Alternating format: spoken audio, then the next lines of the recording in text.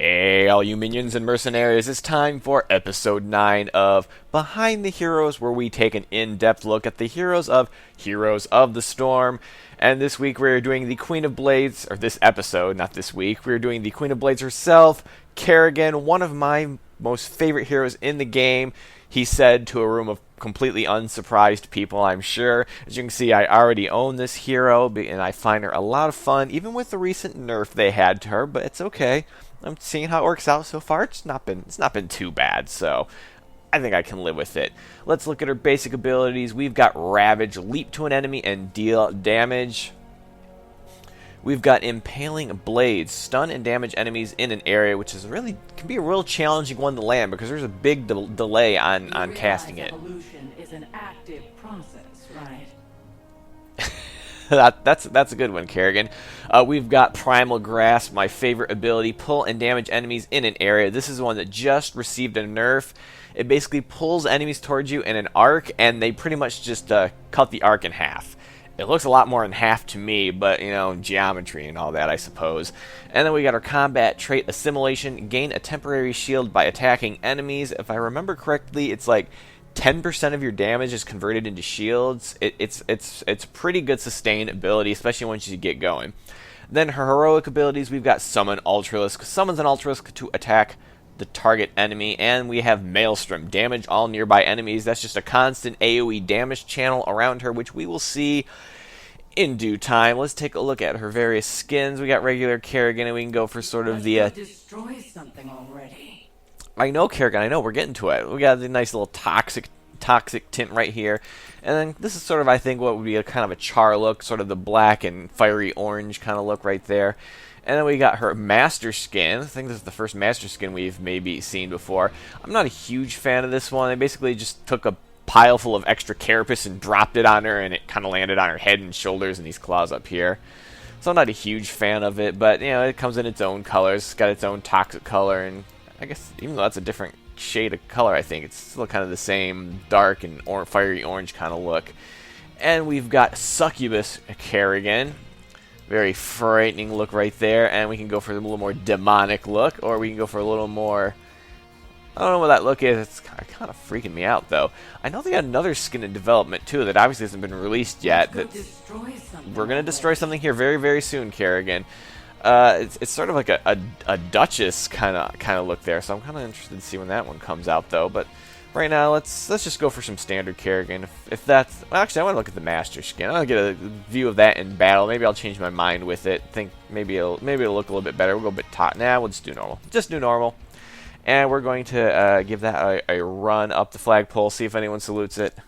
I don't know what I'm saying right now. Like I said, this is one of my favorite heroes. Even though it's a melee warrior or melee assassin, which can be really, really tricky to deal with because you got to get in close, and if you pick the wrong moment, you're gonna get destroyed. Kerrigan herself doesn't really have any escape ability. I mean, her leap can kind of be used to escape, but you need an enemy in the right area, and I think there's a talent she can use to escape on an ally. But let's take a look at her level 1 talents. We've got Siphoning Impact, Ravage heals you for 5% of your health. You got Sharpened Blades, Impaling Blades deal more damage. Sweeping Grasp, Primal Grasp, increased range. That's a very, very good talent. So much of her stuff is built around that Primal Grasp. We got Block, periodically reduce incoming basic attacks. Seasoned Marksman, kill enemies to gain basic attack damage. For every 6 enemy minions or mercenary kills near your hero, gain 1 basic attack damage. Hero takedowns count as 2 minion kills.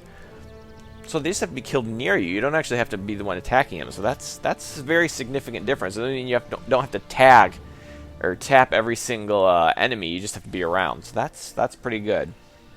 I got to pick an ability, don't I? Since it doesn't really matter, I'm going to go with the good range, which is what I always go for.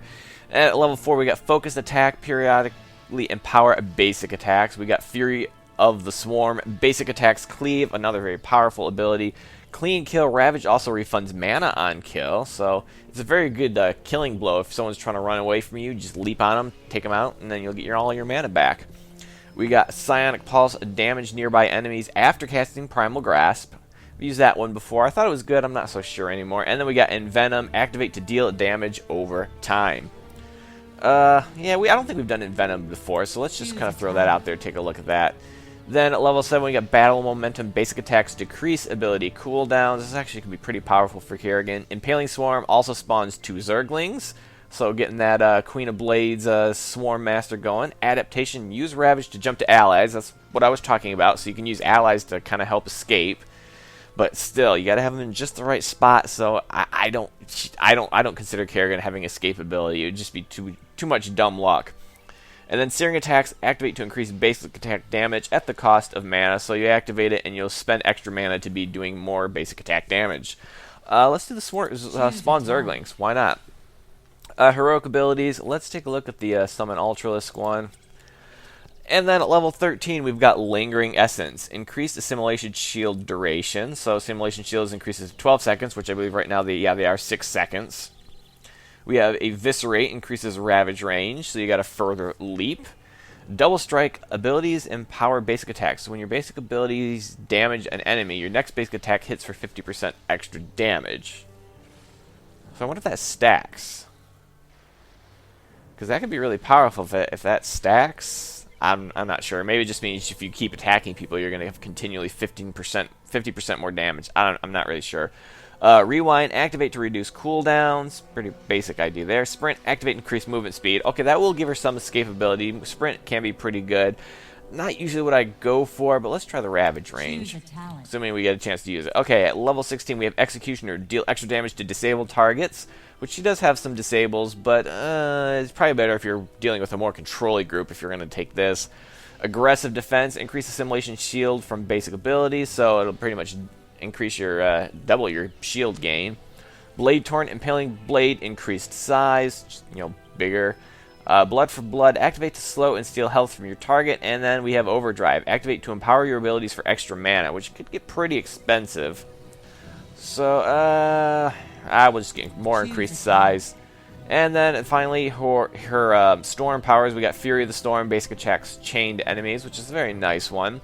Bolt of the Storm, activate to teleport a short distance. So yeah, extra escape can be built into Kerrigan if you want to. If you want to give up some of your other things like Omega Storm, increased Maelstrom size and shield generation. And Torask, Ultralisk health and duration increased.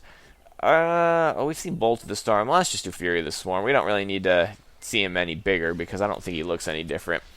So we'll toggle up those minions, get things going. What do I have this thing spinning? Which talent did I take that caused the little purple thing to spin around me? I don't know what that is. So let's start with the Primal Grasp. Primal Grasp. There you go. So that pulls him in, and then we can throw down that blade. After short delay, it will stun him, but like I said, it's really hard. It's really hard to time that just right. And we can try an Envenom on him, which creates that dot over time, which pretty much means that health is gone. And then let's just throw an Ultralisk after him. And we're going to stun him again. So, yeah, there we go. Oh, nope. Get back here. See? Oh, see? And, I should have used Ravage there. I should have used Ravage. That was my bad. Oh, jeez, we're already pushing the tower. So we can pull him back in. Stun him.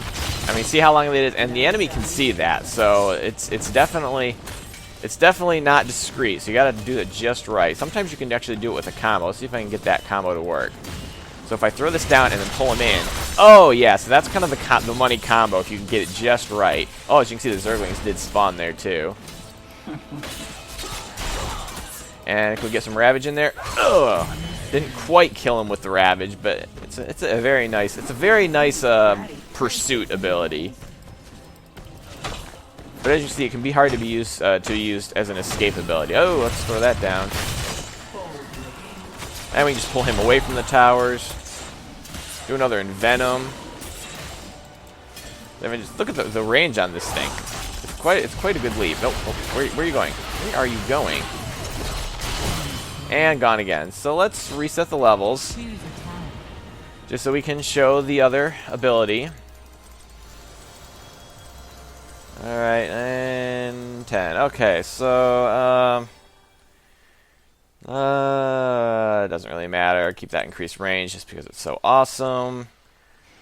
Yeah, cleaving abilities, why not? And, oh, Malfurion. What happened to you, Malf? Malfurion died. And then the Maelstrom. All right. Yeah, it is alright. See if we can't get him over here. And we'll just go a Mega Storm. See, this whole aura around here is just firing damaging projectiles at him. Where is he going? You're gonna kill that? I mean, not to mention all that damage is also helping her build up her shields too from her assimilation shield. But I find Kerrigan a lot of fun. I also find that with the build that I've been going with her, she can actually solo camps, like starting at level 4 or 7. Except maybe Golem camps, but we're not really talking about camps right now. Oh, I was gonna use Ravage on him, but gee, we actually might be able to, despite the fact that Malfurion died, we may actually be pushing this tower pretty heavily. But then again, Kerrigan is pretty good DPS,